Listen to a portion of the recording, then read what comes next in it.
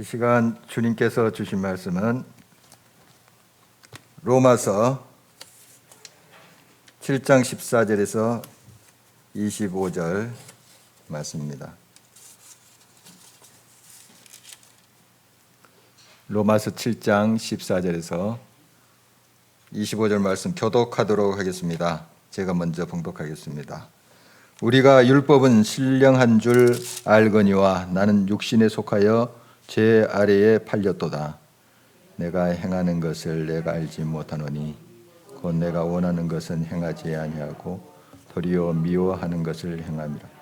만일 내가 원하지 아니하는 그것을 행하면 내가 이로써 율법이 선한 것을 시인하노니 이제는 그것을 행하는 자가 내가 아니요 내 속에 거하는 죄니라.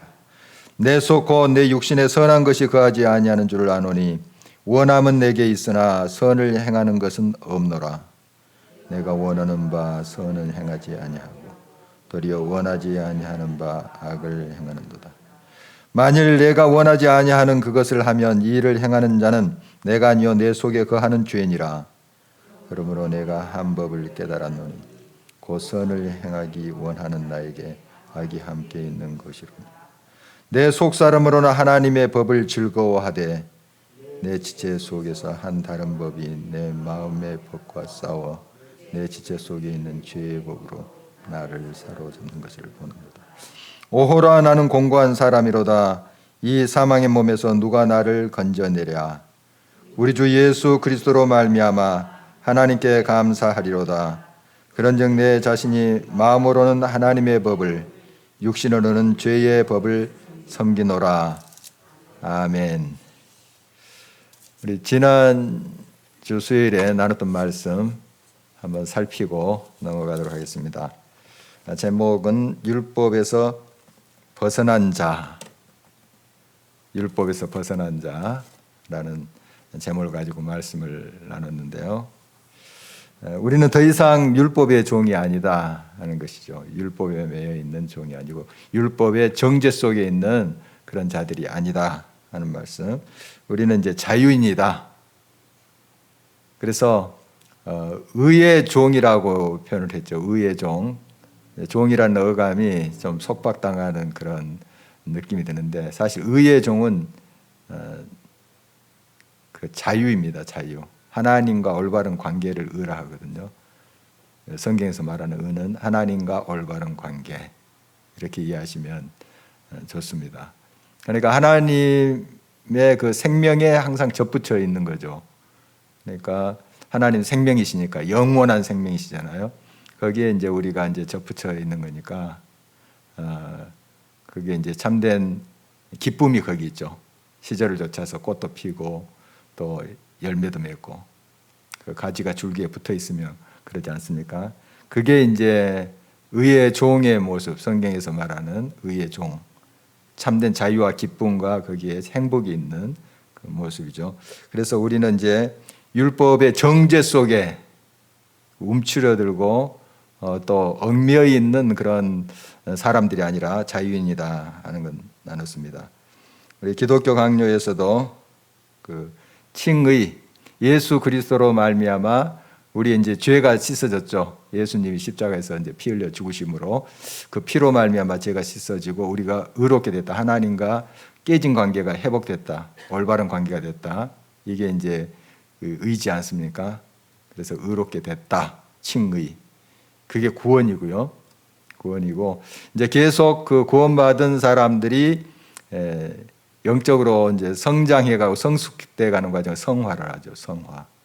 성화의 과정을 이제 거치는데 이 깔뱅도 기독교 강요에서 이제 이 칭의와 성화의 부록격으로 자유에 대해서 이야기하는 거 우리 어제 학령집반에서 살폈습니다. 자유.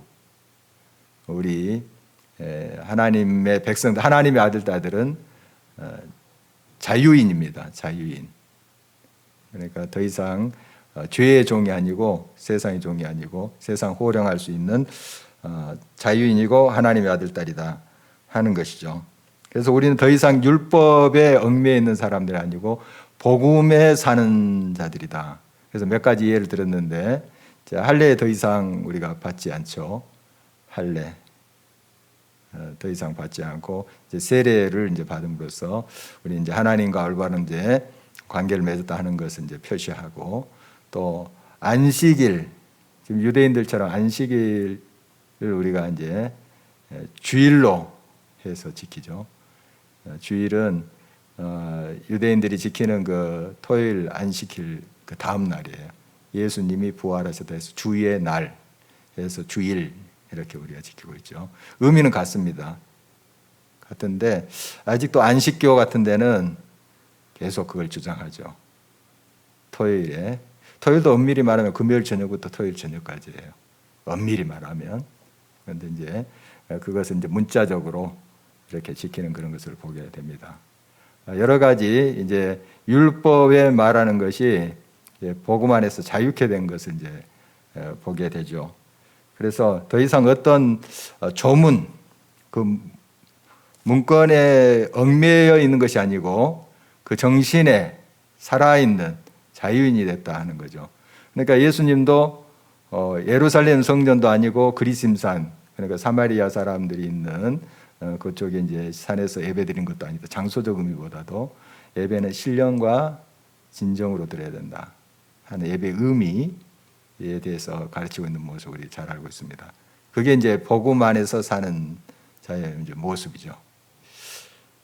우리는 이제 참된 자유인이다 하는 것입니다. 그리고 이 자유인은 생명의 이제 열매, 성령의 열매를 맺게 되는데 이제 거룩함이죠. 이게 이제 성화예요. 성화의 과정. 바로 이러한 이제 열매를 맺게 된다 하는 것을 우리가 지난 시간 살펴보았습니다. 오늘 이제 계속해서 자, 그러면 우리가 예수 그리스도로 말미암아 자유인이 됐습니다. 의인이 됐어요. 의인, 의롭다 인정을 받고 의로운 사람이 된 거죠. 하나님과 바른 관계 속에 이제 살게 됐고 천국 백성이 되었습니다. 그러면 더 이상 이제 우리가 죄를 짓지 않을까요? 의인이 됐다는 것은 이제 죄가 없다는 것이거든요. 의라는 것은 완벽한 걸 이야기합니다. 어떤 적당한 50% 선하고 50% 악하고 그런 게 아니고, 의라는 것은 하나님과 올바른 관계예요. 그냥 하나님 아들딸이 된 거예요. 빛의 아들딸이 된 건데, 자, 그러면 죄가 없어야 되잖아요. 죄를 짓지 않아야 되잖아요. 그런데 사실 우리가 이제 이 세상 살면서 또 죄를 짓거든요. 의인이 됐는데 예수 그리스도로 말미암아 우리 죄가 씻어졌잖아요. 그래서 우리 구원받았다, 하나님의 아들딸이다 이렇게 고백하면서 또 천국에 이때에 산다 하는 표현도 하고 있는데, 자, 그러면 이제 죄와 상관없는 사람이 돼야 되지 않겠습니까? 죄 안 짓는. 그런데 그게 아니에요.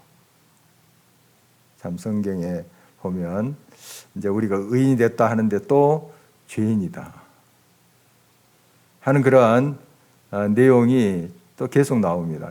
오늘 또 바울 사도가 쓴 서신 아닙니까? 로마서가.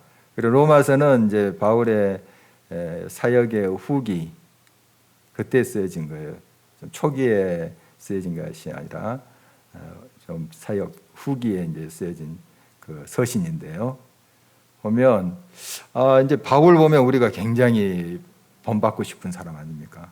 자기의 모든 걸 내려놓고 정말 주님을 위해서, 복음을 위해서 자기의 삶을 다 던졌던 사람인데, 또 얼마나 하나님 앞에 신실하게 이 세상 욕망, 또 이 세상 자랑 다 버리고 정말 예수 그리스도 안에 순수한 영혼으로 주님만을 위해서 살았던 사람인데, 이 정도 이제 나이가 들었을 때는 웬만한 어떤 도의 경지, 세상적으로 표현하자면 그런 이제 인물이 되었을 것이라고 봐요.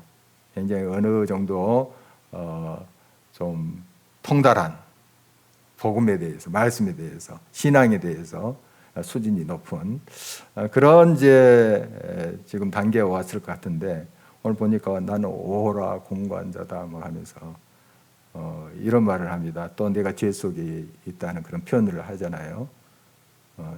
그러니까 내가 원함은 있는데, 주님의 뜻대로 살고자 하는 원함은 있는데, 그런 마음은 내 속에 있는 것이 분명한데, 그러나 내 한쪽에서는 또 죄성이 있다 하는 고백을 계속하고 있어요. 그리고 바울의 이제 마지막 서신으로 보여지는 이제 디모데전서, 거기 보면 디모데전서 1장 15절에도 나는 죄인 중에 괴수라고 그래요. 그러니까 바울 사도가 나이 들어서 기록한 책이에요. 그 디모데전서도 초기가 아니고 사역 후반부인데, 그 정도 되면 뭐 좀 굉장히 도통한 말을 좀 해야 될 때 세상적으로 좀 표현해 본 겁니다.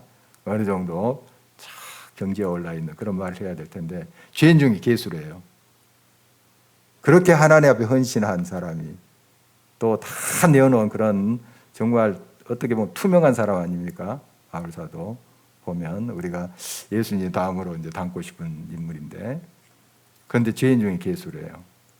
어때 의인이 됐는데 예수 그리스도로 말미암아 죄 사함을 받고 천국 백성이 되고 또 하나님의 종이 됐는데 왜 또 죄수래요?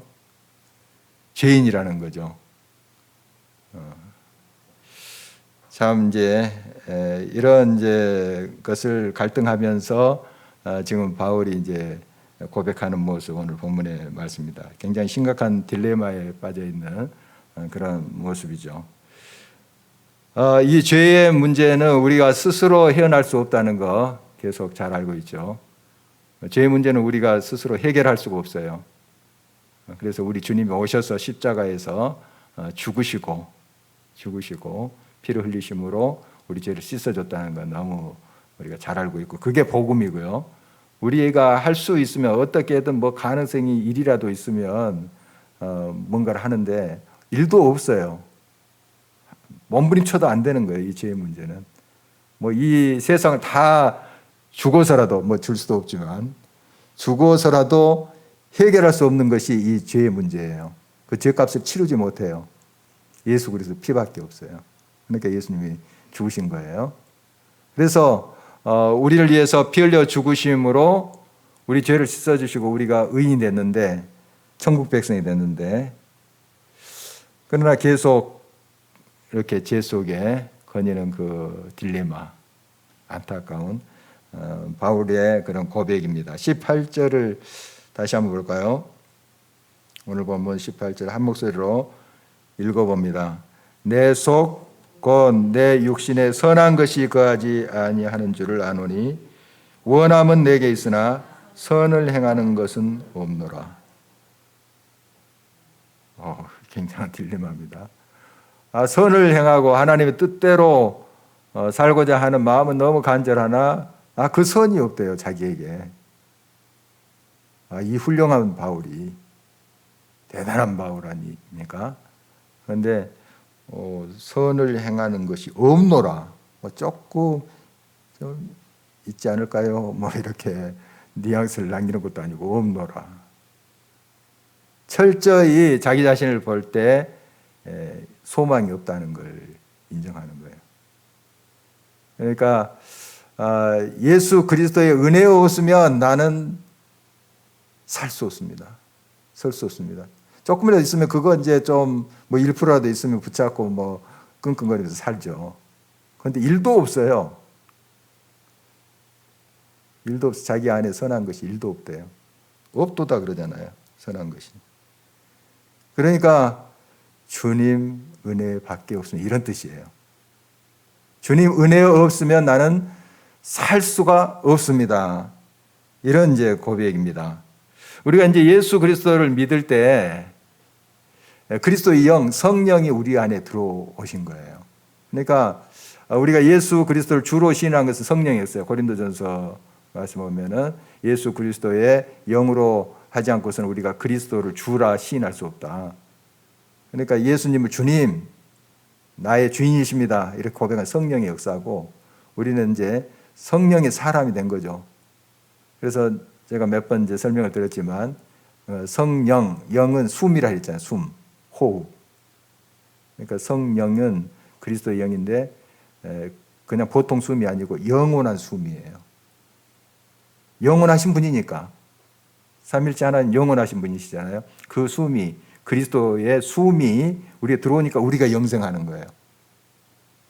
그러니까 이 세상의 숨은 이제 끊어지잖아요. 그런데 이 성령 그리스도의 숨은 영원해요. 그 영원한 숨이 내게 들어온 거예요. 그러니까 내가 영생한다 이렇게 고백하는 겁니다. 그런데 그리스도의 영이 없으면 영원한 이제 죽음이죠. 숨이 없어진 거니까 그거예요. 그래서 예수 그리스도의 이제 숨이 우리들에게 들어왔는데 성령이 우리들에게 이제 들어왔습니다. 이것이 구원입니다. 구원인데 그러나 이제 내 자신을 보면 항상 죄가 아직 있어요. 죄성이. 바울도 그렇게 고백하는데 여러분 자신도 한번 살펴보시죠. 저 자신도 이제 이렇게 살펴보면 참 얘기할 부분이 꽤 있거든요. 또 하나님의 부끄러운 것이 꽤 있고 지금도 뭐 은혜 받고 구원 받았고 고백합니다. 나 구원 받은 줄 나는 확신해요. 천국 간다는 저는 확신합니다. 여러분도 마찬가지겠죠. 그러나 여러분 자신을 살펴보면 완벽합니까? 죄성이 있죠. 죄악이 있어요. 바울도 그랬는데요. 뭐 공감하는 바일 거예요. 공감합니다. 자, 그래서 이제 마틴 루터도 우리 그리스도인을 의인이자 죄인이다 이런 표현을 하고 있습니다. 의인이 됐는데 또 죄인이래요. 이게 뭔가 무슨 말인가? 의인이면 의인이지 이제 빛의 아들이고 빛의 딸인데 또 무슨 죄인이야 또. 죄가 있으면 천국에 못 가는데 조금이라도 있으면 못 가는 거예요. 죄. 조금이라도 있으면 못 가요. 완벽해야 돼요. 그러니까 예수 그리스도의 피로 완벽하게 우리가 의인이 된 건데 또 죄가 있다는 거죠. 죄가 우리 속에 거한다. 20절에도 그렇게 바울이 고백을 합니다. 죄가 내 속에 있다 하는 고백을 합니다. 자, 이게 뭔가 하는 거죠. 우리가 늘 주 안에 거해야 된다는 겁니다. 그러니까 우리가 많이 비유를 하잖아요. 이 달과 태양 비유하잖아요. 달이 스스로 이제 빛을 발할 수가 없어요. 그러나 이제 그 태양 앞에 있으면 반사해서 이제 빛이 되잖아요. 그러니까 태양 앞에 있으면 되는 거예요, 항상. 그런데 떨어지면 죄인인 거예요. 빛이 없어요. 어둠이에요, 어둠. 그러니까 우리가 항상 주님과 동행해야 된다 하는 것을 의미합니다. 요한복음 15장 보면은 우리가 그동안 많이 이제 묵상했고 비유를 이제 너무 잘 알고 있는데 이제 포도나무 줄기에 가지가 붙어 있으면 이제 열매 맺는다. 끊어지면 말라져 가지고 나중에 불에 태워진다. 너무 이제 잘 알고 있는 내용인데 항상 주 안에 있어야 주님에게 붙어 있어야만이 우리는 빛이고 생명이고 그래요. 그런데 주님을 떠나버리면 그야말로 죄인이에요. 소망 없어요. 그런 의미에서 항상 이제 우리는 죄인이지만 아직도 이제 죄인이지만 주님 안에 있으면 의인인 거예요. 주님과 동행하면. 그런데 내 멋대로 산다. 주님과 떨어져서 이제 주님을 배반하고 그건 죄인인 거예요. 그래서 우리는 끝까지 주님과 함께 해야 돼요. 그래야만 의인인 거예요. 그래야만 빛의 자녀고 그런 거죠. 그래서 이제 바울도 자기 자신을 볼 때는 참 죄성, 그 죄악된 모습 이것에 대해서 지금 절망하는 거잖아요. 죄인 중에 개수당하는 그런 편도 그런 거 아니겠어요? 자기 자신을 바라볼 때는 정말 소망이 없구나 이렇게 생각을 할 수밖에 없죠. 그래서 참 빛이신 주님만을 의지할 수밖에 없습니다. 이런 고백을 하는 겁니다. 주님밖에 없어요. 주님 떠나서 나 살 수 없습니다. 이 고백이에요. 우리 신앙의 선배들 바울도 그렇고요. 정말 이걸 더 철저히 느끼고 고백했던 사람들입니다. 그러니까 자기 안에 의가 없어요. 점점 주님 앞에 가면 갈수록 또 주님께 헌신하면 헌신할수록 그 빛 앞에 갈 때 자기의 부끄러운 모습이 더 환하게 보이는 거예요. 훤히 보이는 거예요. 안 보였던 것이 좀 어둑어둑할 때 좀 안 보였던 티가 막 보이는 겁니다. 그러니까 막 못 견디는 거예요. 그것만 보면. 그러나 주님의 은혜를 바라보고 주님의 빛 앞에 설 때 그 은혜로 내가 구원받았구나, 이런 고백을 하는 겁니다. 그러니까 그 은혜가 얼마나 감사하겠어요. 주님 없으면 내가 큰일 날 뻔했구나. 주님 없으면 나는 영원한 지옥 형벌인데, 이걸 느껴가는 겁니다. 그래서 그런 의미에서 우리는 의인이자 죄인이다 하는 고백을 하는 겁니다. 죄인이지만 주님 앞에 주님과 동행하면 의인이에요. 완벽한 의인이에요. 또 나도 모르게 이 세상 속에 살 때 우리가 또 실수하고 내 생각대로 내 고집대로 막 할 때 있어요. 주님 앞에 이제 좀 멀리 간 거죠. 어둠 속에 이렇게 빠져든 거죠. 죄인이죠, 죄인. 그러나 다시 주님 앞을 향해서 그 빛 앞에 이렇게 각도를 맞춰서 향해 딱 가면 빛이 쫙 들어오잖아요. 그게 이제 회개죠, 회개. 우리가 늘 회개하고 주님 앞에 돌아서고 하는 겁니다. 우리 이제 신앙에는 어떤 뭐 도의 경지가 이르렀다, 또 어떤 말씀의 경지에 이르렀다, 사실 이런 표현은 합당하지 않아요. 뭐 세상에 뭐 도를 닦고 세상의 여러 학문이라든지 또 종교의 그런 사상가들 어느 경지에 이르렀다, 이런 표현을 이제 쓸 수 있는데 우리 기독교에서는 이런 표현을 합당하지 않아요. 바울만 보더라도 정말 어떤 경지에 이르렀을 법한데, 그렇잖아요. 세상의 표현대로 한다면. 그러나 더 자기가 죄인인 것을 깨달아요. 더 하나님의 빛 앞에 가면 갈수록 야, 정말 주님 없으면 나 큰일 날 뻔했구나, 이걸 느끼는 거예요. 더 작아지는 거예요. 물론 작은 건데 그걸 발견하는 거죠. 발견하는 거예요. 내가 얼마나 깨지긴 쉬운 존재이고 얼마나 작은 존재인가, 이걸 깨닫는 거예요. 사실 소크라테스도 이제 내 자신을 알라 이렇게 이야기했다고 하잖아요. 내가 모르는 게 많다 하는 걸 알라 하는 뜻이래요. 내 인간이 뭐 알면 뭘 알겠어, 이런 뜻이래요.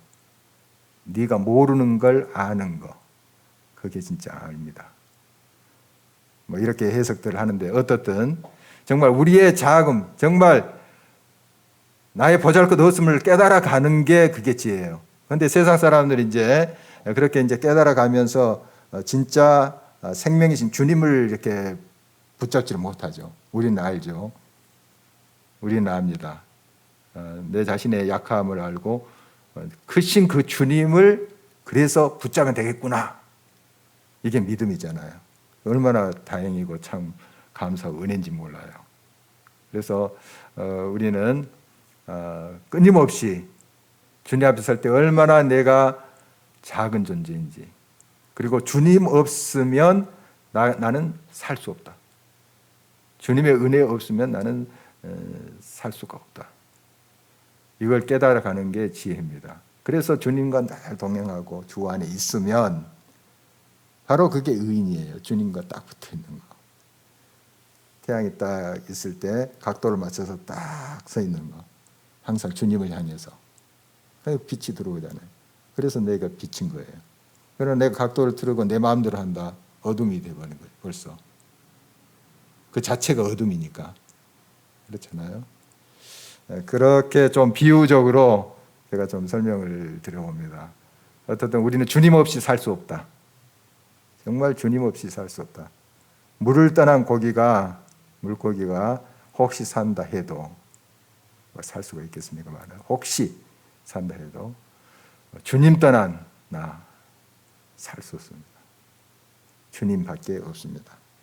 이 사실 우리가 늘 기억해야 되겠습니다. 계속 이어지는 말은 이제 바울이 자기 안에 이제 선과 악이 계속 갈등을 빚고 공존하는 것을 고백합니다. 21절 한번 볼까요? 21절 같이 읽겠습니다. 그러므로 내가 한 법을 깨달았노니 곧 선을 행하기를 원하는 나에게 악이 함께 있는 것이로다. 계속 같은 말이죠.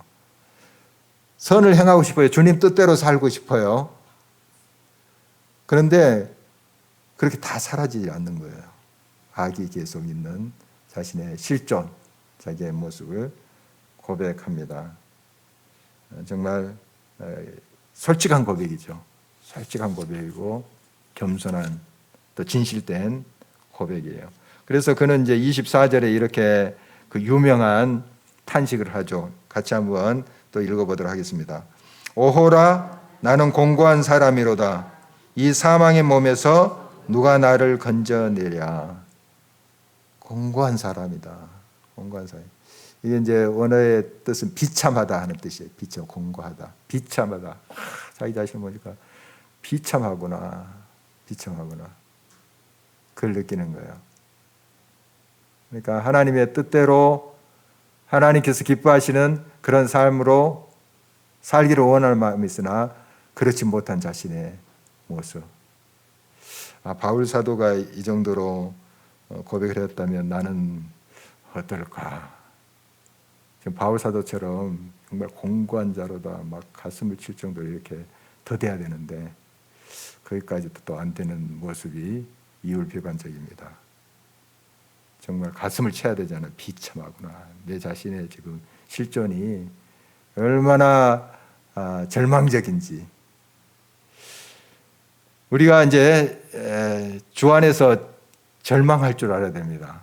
이 절망은 그냥 낙담하고 주저앉고 무너지기 위한 절망이 아니에요.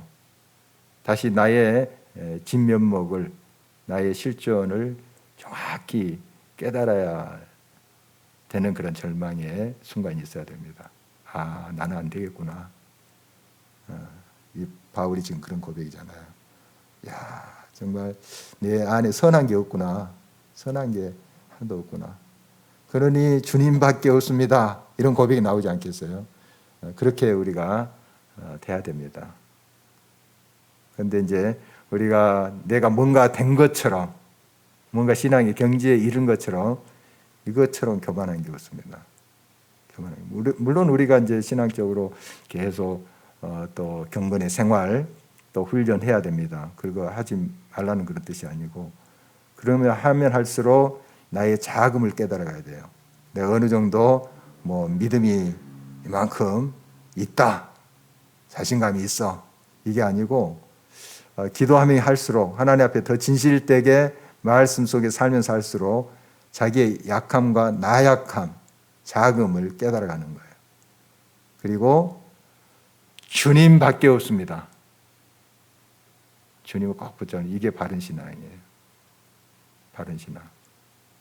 그래서 바울과 같은 그런 신실한 주의 종들은 그걸 정말 솔직하게 고백하고 있는 모습 보게 됩니다.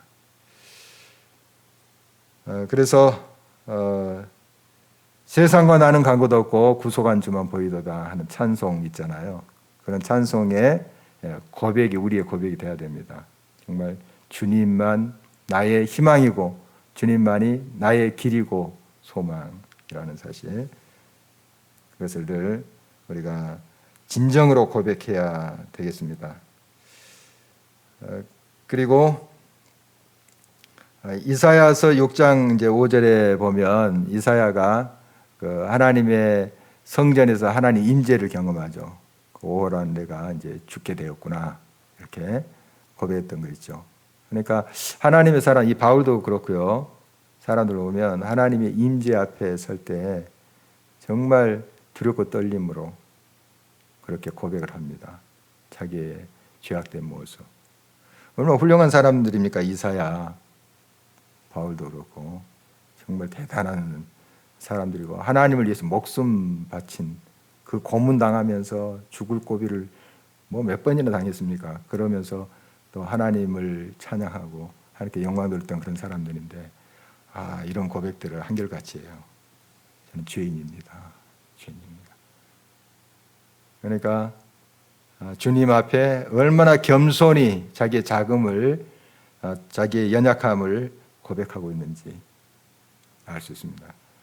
여기에서 이제 끝나는 것이 아니고, 절망에서 끝나는 것이 아니고 이제 참 희망이신 주님을 붙잡는 계기가 되는 거죠. 그러니까 그 절망이라는 건. 나는 안 되겠구나. 나는 망하게 되었구나. 나는 소망이 없구나. 그러니 주님이 하셔야 돼요. 주님이 나를 붙잡으셔야 돼요. 이런 고백으로 나가는 이제 절망의 그 순간들이 우리에게 있어야 된다 하는 것입니다. 그래서 한순간도 주님 없이는 우리는 살 수 없는 존재임을 깨달아야 되겠죠. 늘 그래서 우리는 이제 겸손히 깨어 있어야 됩니다. 하나님 앞에 늘 가까이 가는 이제 삶을 살아야 되는데, 우리가 이제 그렇게 살지 못하면 아직까지 우리가 이런 깨달음을 갖지 못하는 거예요. 아직 내게 뭔가 할 수 있다는, 내 힘으로 뭔가 할 수 있다는 은연중에 그런 생각이 있기 때문에 주님 앞에 더 가까이 가지 않는 거죠. 다시 한번 우리 자신을 살펴야 되겠습니다. 주님 앞에 우리는 얼마나 나약한 존재이고 소망이 없는 존재인지. 그래서 주님밖에 없습니다. 주님만을 붙잡습니다. 이러한 굳건한 신앙으로 나갔으면 좋겠습니다. 25절 마지막 절 다시 한번 한 목소리로 읽어봅니다. 우리 주 예수 그리스도로 말미암아 하나님께 감사하리로다. 그런즉 내 자신이 마음으로는 하나님의 법을, 육신으로는 죄의 법을 섬기노라. 이 갈등을 그대로 지금 고백합니다. 이 25절 후반부에는 그대로 고백하잖아요. 뭐 변한 게 크게 없는 것 같아요. 아까 고백대로. 그러나 전반부 25절 전반부는 감사하리로다 이런 표현을 하잖아요. 이 상황에서 감사가 왜 나오는가? 주님이 나의 희망이 되니까. 그래도 나는 이런 죄성, 이런 죄악 속에 있지만 내가 희망이신 주님을 바라보면서 주님과 함께 있음이 너무 감사합니다. 큰 다행입니다. 이런 뜻입니다. 우리가 변하면 얼마나 변하겠습니까? 인간이 물론 우리가 성화돼야 되고 또 다듬어져 가야 되고 그래야 됩니다. 그런데 주님 앞에는 항상 죄인이에요. 어떤 성인 군자처럼 보여도 다 죄인입니다.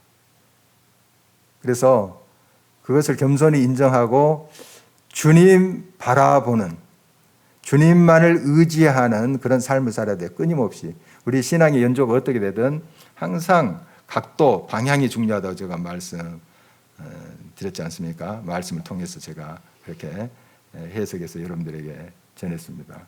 그러니까 태양의 바른 각도로 서서 그 방향을 바로 맞춰가야 돼요. 어느 신앙의 연조가 됐든지, 그러니까 어느 단계에 갔든지 항상 하나님을 향해서 겸손히 서 있어야 돼요. 하나님께 나아가는. 그래야지 그 빛으로, 그 은혜로 내가 의롭다함을 받은 거예요.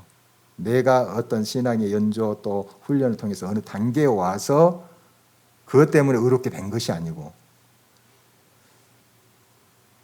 내가 신앙의 초보자다, 예수 그리스도를 막 믿었다 할지라도 주님을 향해 바로 서 있는 게 그게 의예요.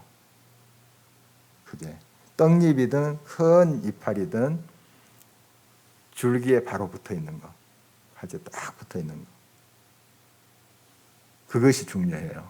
아무리 그 무성한 잎이라 할지라도 이제 찢어지고 떨어지고 하면 말라버리지 않겠어요? 어느 단계, 신앙의 단계, 연조가 중요한 것이 아니고요. 어느 단계에 있든지 겸손히 하나님을 향하는 게 중요해요. 그래서 아마 바울 사도 나중에 천국 가서 물어보면 같은 말을 할 것 같아요. 내가 굉장히 더 하나님께 헌신했기 때문에 이 정도 상급을 많이 받았다, 막 그렇게 이야기하지 않을 것 같아요. 그렇게 자기 자랑하지 않을 것 같습니다. 주님의 은혜입니다. 이 모든 건 주님의 은혜입니다. 나는 너무 부족한데 주님이 내게 이런 은혜로 이 천국을 소유하게 하고 이런 영광스러운 자리까지 이끄셨습니다. 아마 이렇게 고백할 것 같아요. 우리도 마찬가지죠. 마찬가지예요.